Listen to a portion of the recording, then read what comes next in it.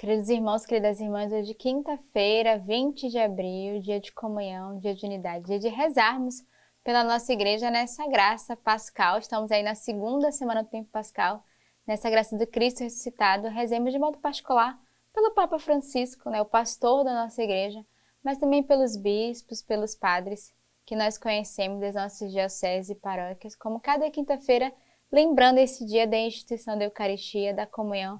Peçamos a graça também para toda a nossa igreja. Primeira leitura de hoje, Atos dos Apóstolos. Tendo os guardas trazido, os apóstolos fizeram-nos comparecer perante o sinédrio. O sumo sacerdote os interpelou. Expressamente vos ordenamos que não ensinasseis nesse nome. No entanto, encheste Jerusalém com a vossa doutrina, querendo fazer recair sobre nós o sangue desse homem. Pedro e os apóstolos, porém, responderam: é preciso obedecer antes a Deus do que aos homens. O Deus de nossos pais ressuscitou Jesus, a quem vós matastes, suspendendo no madeiro. Deus, porém, o exaltou com a sua direita, fazendo príncipe e salvador, a fim de conceder a Israel o arrependimento e a remissão dos pecados. Nós somos testemunhas destas coisas, nós e o Espírito Santo, que Deus concedeu aos que lhe obedecem. Ouvindo isto, eles tremiam de raiva e pretendiam matá-los. Então a gente vê essa leitura de hoje é uma continuação da leitura de ontem, desde que os guardas os prenderam e de repente não entenderam, eles não estavam ali mais presos, o anjo que aparece que os liberta. E eles que continuam anunciando a palavra, e hoje dando continuidade os guardas que trazem novamente os apóstolos, fazem comparecer diante do sinédrio e vão questionar a eles porque eles estão pregando em nome do Senhor, em nome de Deus. Por que eles estavam ali pregando em nome de Jesus? Justamente sobre aquele homem que fez recair o sangue. E aí Pedro vai ter uma resposta muito sábia, ele vai dizer, é preciso obedecer antes a Deus do que aos homens.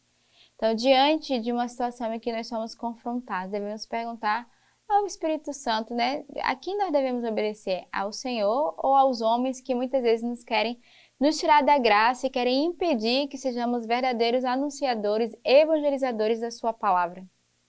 E aí ele vai fazer toda uma leitura, ele vai fazer uma releitura dessa graça da ressurreição, O Deus de nossos pais ressuscitou Jesus, a quem vós mataste suspendendo no madeiro. Então eles vão lembrar que eles mandaram matar, mas que eles estavam ali em nome daquele que de fato tinham ressuscitado. E aí no finalzinho da primeira leitura ele vai dizer: nós somos testemunha dessas coisas, nós e o Espírito Santo que Deus concedeu aos que lhe obedecem. Então eles foram ousados ali de testemunhar que eles estavam ali sobre a ação do Espírito Santo, sobre a ação de Deus, E que de fato o Espírito Santo concede àqueles que obedecem à sua voz, à sua palavra. O Espírito Santo dá graça àqueles que se tornam verdadeiras testemunhas e que não têm medo de anunciar e não têm medo de obedecer à palavra de Deus. E aí eles tremiam de raiva, porque eles não compreendiam, eles não tinham argumento, questionamento. Então, diante da verdade que é posta diante da ação do Espírito Santo, o outro não tem palavras. Nós deixamos o outro sem palavras. Então é necessário sempre estar nessa escuta do Espírito Santo para que as nossas palavras sejam conforme a vontade de Deus, não as nossas palavras humanas, mas que o próprio Espírito Santo seja esse a nos conduzir, a nos inspirar. O salmo de hoje é o Salmo 33. Vou bendizer ao Senhor em todo o tempo. Seu louvor estará sempre em minha boca, sempre nos meus lábios. Provai e vede como o Senhor é bom, feliz o homem que nele se abriga. A face do Senhor está contra os malfeitores, para da terra apagar sua memória. Eles gritam, o Senhor escuta e os liberta de suas angústias todas. O Senhor está perto dos corações contritos. Ele salva os espíritos abatidos. Os males do justo são muitos, mas de todos eles o Senhor os liberta.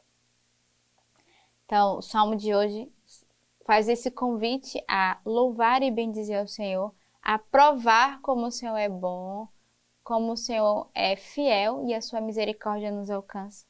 Devemos lembrar que é no Senhor que nós somos convidados a nos abrigar, a fazer esse ato de fé e de confiança E o Salmo de hoje vai nos ensinar a essa oração de súplica, né? Eles gritam, o Senhor escuta e os liberta das suas angústias. É um salmo que vai consolar o nosso coração nessa confiança que quando nós gritamos para o Senhor não só nos escuta, mas Ele nos liberta daquilo que nos aprisiona. E a primeira leitura falava dessa prisão, né, exatamente que os apóstolos viveram. E o Senhor está perto dos corações contritos, Ele salva os espíritos abatidos, os males do justo são muitos, mas de todos o Senhor os liberta. Então, um salmo para você rezar cada vez que você se encontrar oprimido, né, cada vez que você se encontrar nessa prisão interior, pedindo a graça que o próprio Deus, né, o próprio Senhor venha nos libertar. O Evangelho de hoje de São João. Aquele que vem do alto está acima de todos. O que é da terra é terrestre e fala como terrestre. Aquele que vem do céu dá testemunho do que viu e ouviu, mas ninguém acolhe o seu testemunho. Quem acolhe o seu testemunho certifica que Deus é verdadeiro. Com efeito, aquele que Deus enviou fala as palavras de Deus, pois ele dá o Espírito sem medida. O Pai ama o Filho e tudo entregou em sua mão. Quem crê no Filho tem a vida eterna. Quem recusa crer no Filho não verá a vida. Pelo contrário, a ira de Deus permanece sobre ele. Então, acho que é um evangelho muito claro, né? O próprio evangelho já explica e já diz tudo, né? Aquele que vem do alto está acima de todo.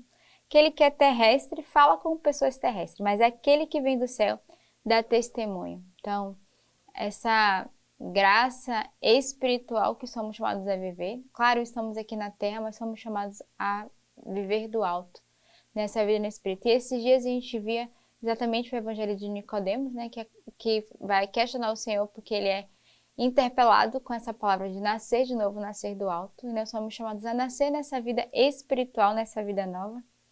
Depois, o Evangelho vai nos lembrar que aquele que acolhe, quem acolhe seu testemunho certifica de que Deus é verdadeiro. Aquele que Deus enviou fala as palavras de Deus, pois ele dá o Espírito sem medida. O Pai ama o Filho e tudo entregou em sua mão. Quem crê no Filho tem a vida eterna. Então, é um evangelho muito claro, né? Aquele que dá testemunho, aquele que crê no Senhor, aquele que acredita na graça da ressurreição, aquele que acredita no poder que Deus tem de realizar no meio de nós, esse tem a vida eterna e esse é capaz, de fato, de fazer essa experiência e de permanecer com Deus. E a leitura patrística hoje que a igreja nos oferece é do Tratado de São Gaudêncio, bispo de Brécia, o dom do Novo Testamento concedido como herança.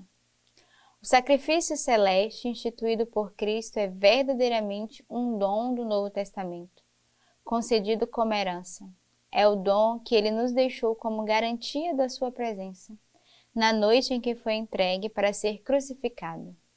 Este é o viático da nossa peregrinação. É o alimento que nos sustenta nos caminhos desta vida até o dia em que, partindo deste mundo, formos ao encontro do Senhor. Pois ele mesmo disse: se não comerdes a minha carne e não beberdes o meu sangue, não tereis a vida em vós. E eu convido você ao longo deste dia a rezar com essa leitura patrística, né? A pesquisar, a procurar e rezar pedindo ao Senhor essa graça, de fato, de guardarmos esse Novo Testamento como essa herança concedida que foi dada a cada um de nós, através da palavra do Novo Testamento, toda essa vida nova, essa nova aliança que o Senhor deseja fazer com cada um de nós através das suas palavras. Então, tenhamos nesse dia, nessa quinta-feira, dia da unidade, um dia de oração, de intercessão, por toda a nossa igreja, né, como eu falei no início, de modo particular, por aqueles que hoje são servos e instrumentos do Senhor e que necessitam da nossa oração, necessitam da nossa intercessão. Então, tenhamos uma santa quinta-feira da unidade e que Deus os abençoe.